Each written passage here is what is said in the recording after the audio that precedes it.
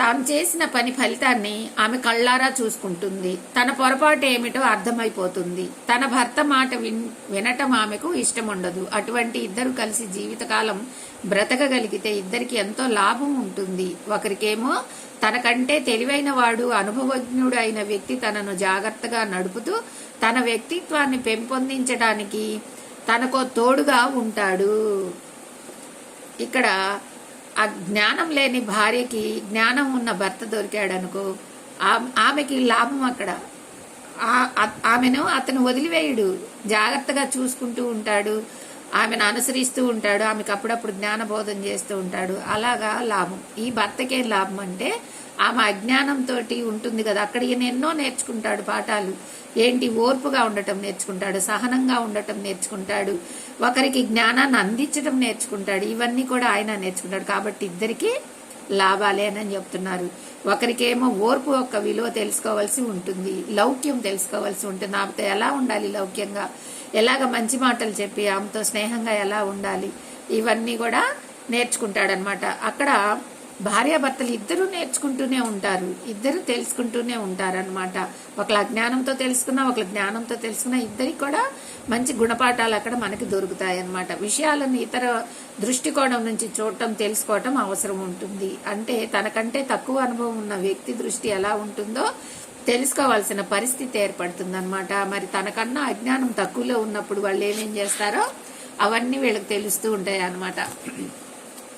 మరణాంతరం అటువంటి దంపతులు కలిసి బ్రతికి తీరాల్సిన అవసరం లేదు. అలాగా ఇద్దరు కలిసి మళ్ళీ ఇంకొక జన్మ కలిసి బ్రతకాల్సిన అవసరం లేదు. వాళ్ళ ఇష్టం వచ్చినట్టు, ఆమె ఇష్టం వచ్చినట్టు, ఆమె అజ్ఞానవంతుడినే ఎంచుకోవచ్చు, ఈయన మళ్ళీ జ్ఞానవంతురాలనే ఎంచుకోవచ్చు.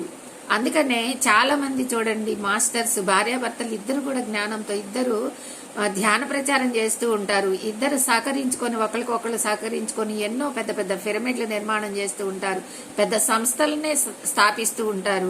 అలా స్థాపించిన వాళ్ళ వెనకాల భార్యాభర్తలు ఒకరి వెనక ఒకరు సహకరించుంటూనే మనకు కనిపిస్తారు. అదే ఒక చెయ్యి ఎప్పుడైనా సరే, అందుకే అంటారు రెండు చేతులు దగ్గరవుతేనే చప్పట్లు చక్కగా వినపడతాయి అని చెప్పేసి. అందుకని ఇద్దరు జ్ఞానవంతులైతేనే ఏదైనా కూడా మనము సృష్టికి మనము ఏదైనా చేయగల కార్యం చక్కగా చేయగలుగుతాం అన్నమాట. అదే ఒకళ్ళు సహకరిస్తూ ఒకళ్ళు సహకరించినప్పుడు వాళ్ళతో కొంతకాలం అలా సాగుతూ ఉండాల్సి వస్తుంది. వాళ్ళు మళ్ళీ ఒక దారిలోకి వచ్చిందాక అలా ఉంటుందన్నమాట. అలాంటి వాళ్ళు, అలాంటి భార్యాభర్తలు ఒకరికొకరు సహకరించుకున్నటువంటి భార్యాభర్తలు గనక మరణించినట్లయితే మరు జన్మలో వాళ్ళిద్దరు భార్యాభర్తలు అవ్వాల్సిన అవసరం లేదు. ఎవరినైనా వేరే వాళ్ళని ఎంచుకోవచ్చు అని చెప్తున్నారు. ఆ భర్తకు తనకన్నా ఎక్కువ మేధస్సు ఉన్న వారి కాలం గడపని, ఇంకా అంతకన్నా ఎక్కువ జ్ఞానం ఉన్న భార్యను ఆయన ఎంచుకోవచ్చంట. ఆ భార్య అప్పటికి అనేక సంవత్సరాల పాటు ఒత్తిడికి గురి అవుతూ అతి కష్టం మీద ఇతరుల ఇష్టానుసారం బ్రతుకుతూ ఉన్నందువల్ల ఇంకా తాత్కాలికంగా కొంతకాలం పాటు దేనిని సీరియస్ గా పట్టించుకోకుండా హాయిగా కూర్చుందామని అనుకోవచ్చు. సాధారణంగా అలా కొంతకాలం పని పాట లేకుండా తీరిగ్గా గడిపిన తర్వాత బ్రతికి ఉన్నప్పుడు తనలో నాటబడిన అభివృద్ధి బీజాలు మొలకెత్తనివ్వాలన్న ఆలోచన, తనలో అభివృద్ధి కొనసాగించుకోవాలన్న కోరిక ఆమెలో బయలుదేరుతాయి. మరణించిన తర్వాత ఎమ్మటే జన్మ తీసుకోవాలని ఏం లేదు. అలాగే కొంతకాలం పాటు అట్లాగే అక్కడ పైన కూడా ఆత్మస్వరూప రూపంలో కూడా కొంతకాలం అలా ఉండిపోవచ్చు. ఆ తర్వాత బోర్ కొడుతుంది కదా, ఎన్నాళ్ళని అలాగా ఏ పని పాట లేకుండా ఊరికి అలాగా సోమరిపోతులాగా అక్కడ ఉంటుంది. అప్పుడు అనిపిస్తుంది తనకి ఏదో ఒకటి నేర్చుకోవాలి. ఇక్కడ మళ్ళీ నేను ఈ ఆత్మస్వరూపాలు ఉంటారు కదా, అక్కడ మాస్టర్స్, గ్రేట్ మాస్టర్స్ ఉంటారు. వాళ్ళందరికీ కూడా సోల్స్ కి కొత్తగా వచ్చిన వాళ్ళందరికీ కూడా జ్ఞానబోధ చేస్తూ ఉంటారు. అక్కడికి నేను కూడా వెళ్ళాలి, అక్కడ వాళ్ళు ఏదో నేర్పిస్తున్నారు, నేను నేర్చుకోవాలి అన్న ఉత్సాహం కలగొచ్చంట. అప్పుడు అక్కడికి వెళ్ళి మళ్ళీ ఆ జ్ఞానాన్ని మొలకెత్తికించుకోవచ్చంట.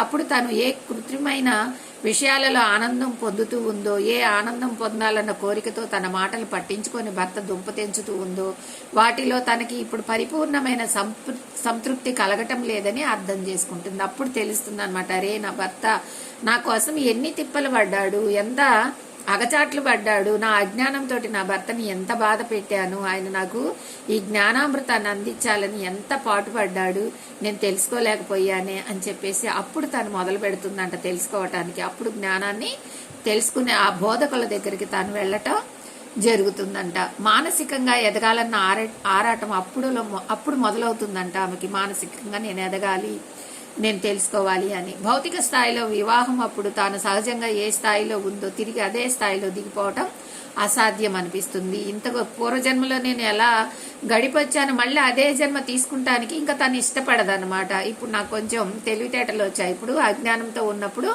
ఎలాగైనా ఉండొచ్చు, కానీ జ్ఞానం వచ్చినప్పుడు అవే పనులు, అజ్ఞానంతో ఉన్నప్పుడు పనులు మళ్ళీ మళ్ళీ చేయలేం కదా మనం.